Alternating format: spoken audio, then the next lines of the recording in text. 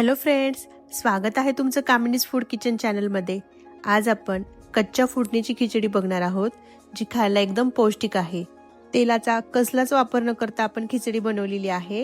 ह्यासाठी लागणारे साहित्य बघूया। 1 वाटी तांदूळ, अर्धी वाटी सालीची मुगाची डाळ, लसूण, अद्रक, हिरवी मिरची, कांदा, फुलगोबी आणि टोमॅटो। तुमच्या आवडीप्रमाणे पण ह्यात भाजी तुम्ही टाकू शकता। मसाल्यांमध्ये लागणार आहे हळद, थोडी धना पावडर आणि लाल तिखट। डाळ आणि तांदूळ व्यवस्थित स्वच्छ धुवून घ्यायचे। इथे मी इंद्रायणी तांदूळ घेतलेत, तुम्ही कुठले पण यूज करू शकता, पण शक्यतो चिकटपणा येण्यासाठी तुम्ही असाच तांदूळ यूज करा। आता स्वच्छ पाण्याने धुवून घेऊया। डाळ आणि तांदूळ धुवून झालेत।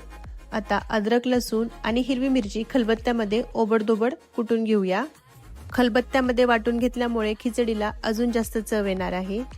जास्त बारीक न करता अगदी ओबड वाटून घ्यायचं अशा पद्धतीने, त्यामुळे खिचडीची चव खूप छान लागते। वाटण तयार आहे। आता खिचडी बनवायला सुरुवात करूया। एका पातेल्यामध्ये 4 वाटी पाणी टाकायचं, कारण 1.5 वाटीचं प्रमाण झालेलं आहे डाळ आणि तांदूळ मिळून। अर्धी वाटी पाणी मी इथे जास्त घेतलंय, कारण डाळ सालीची आहे। तुम्हाला खिचडी मऊ आवडत असेल खायला तर तुम्ही एखाद दुसरा वाटी प्रमाण पाण्याचं जास्त पण टाकू शकता। आता पाण्याला उकळी आल्यावर अर्धा चमचा हळद, धना पावडर आणि आपल्या आवडीप्रमाणे तिखट टाकून घ्यायचं, थोडंसं मीठ, धुवून घेतलेले डाळ आणि तांदूळ टाकून घ्यायचे।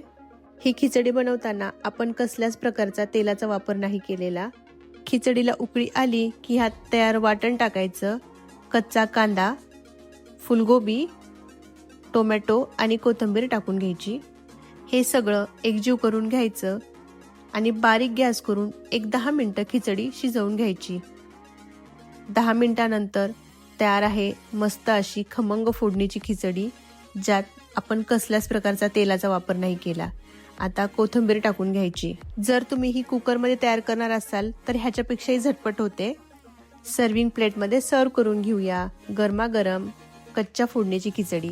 ही बनवत असताना आपण कसल्याच प्रकारे तेलाचा वापर केला नाही, त्यामुळे शिजवत असतानाच अगदी बारीक गॅसवर मऊ शिजवून घ्यायची खिचडी, त्यामुळे चवीला छान लागते। तयार आहे झटपट होणारी आणि अगदी पौष्टिक अशी कच्च्या फोडणीची खिचडी। तुम्ही पण नक्की ट्राय करा। रेसिपी आवडली असेल तर लाईक करा आणि चॅनलला सबस्क्राईब। परत भेटूया अशाच नवीन रेसिपी सोबत। तोपर्यंत बाय बाय।